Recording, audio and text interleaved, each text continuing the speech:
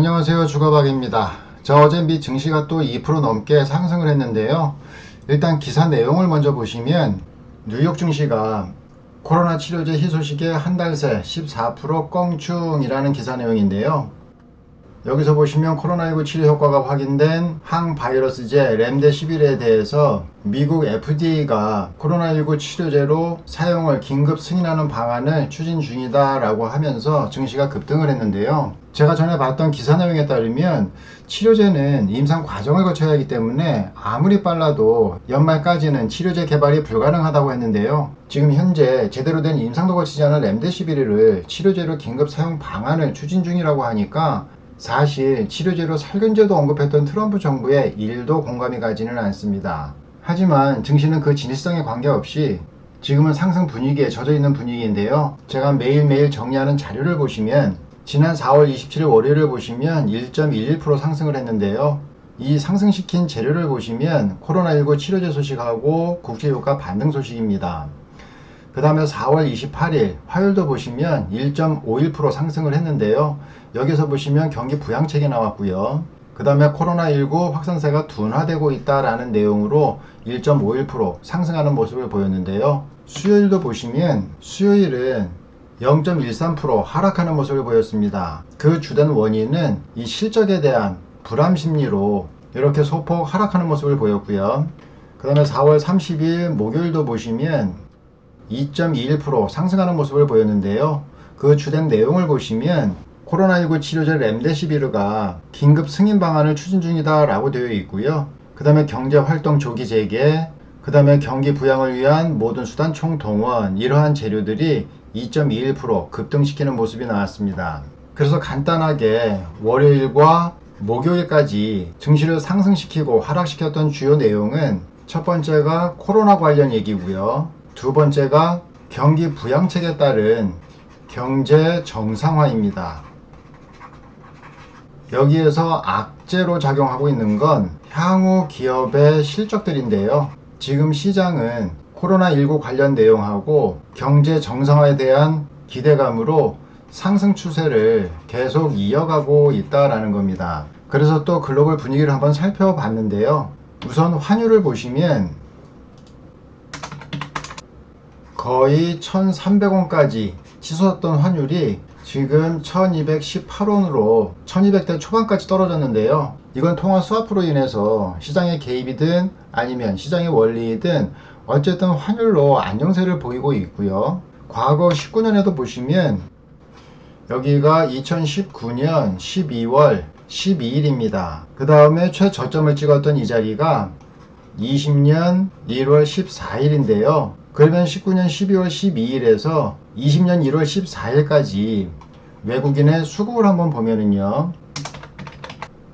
이 12월 12일서부터 1월 14일까지 환율이 강세를 보일 때 12월 12일 외국인의 수급이 들어오기 시작을 해서요. 환율이 다시 반등하는 시점에서 외국인의 수급을 보시면 이때부터 빠져나가는 모습들이 보이고 있죠. 그래서 강세를 보이던 이 시점에 외국인의 수급이 꾸준히 들어온 모습들을 볼 수 있고요. 이번에도 보시면 환율이 강세를 보이기 시작한 요 날이 4월 17일이고요. 그 다음에 요 날이 27일, 그 다음에 요 날이 29일입니다.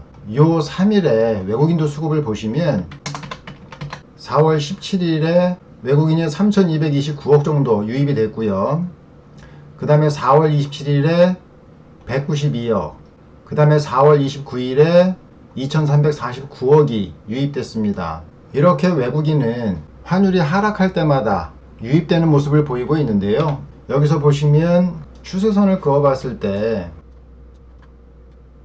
환율을 이렇게 상승 추세 박스로 하나 만들 수가 있습니다. 그래서 환율이 지금 이 박스권 안에서 이렇게 지금 흐름을 보이고 있는데요. 만약 이 환율의 흐름이 이 상승 패널의 하단으로 이탈을 하게 되면 그땐 외국인이 좀 더 들어오지 않을까라는 생각이 들고요. 만약에 이 상승 패널 안에서 움직이게 된다면 외국인의 지속적인 수급은 여전히 좀 기대하기가 어려워 보이지 않나 라는 생각이 듭니다. 왜 우리가 이렇게 외국인의 수급을 중요하게 보느냐 하면요, 국내 증시는 개인도 기관도 아닌 외국인의 힘으로 가기 때문입니다. 다시 말해서 여기 그래프를 하나 보시면은요, 자 여기서 보시면 밑에 그래프는 환율이고요, 위에 그래프는 종합주가 지수입니다. 조금 아까 말씀을 드렸듯이 환율이 상승을 하면 외국인 자금이 빠져나갔죠. 이렇게 외국인 자금이 빠져나갈 때 주가의 하락을 유도하게 되고요, 환율이 하락하면, 다시 말해서 원화가 강세를 띠면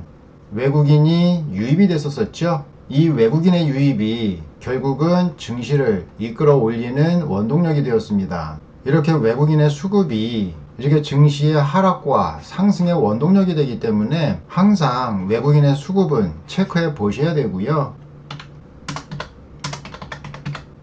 또 주식형 수익증권도 보시면 여기가 4월 10일입니다. 4월 10일서부터 주식이 급하게 빠져나가는 모습들이 보이고 있는데요.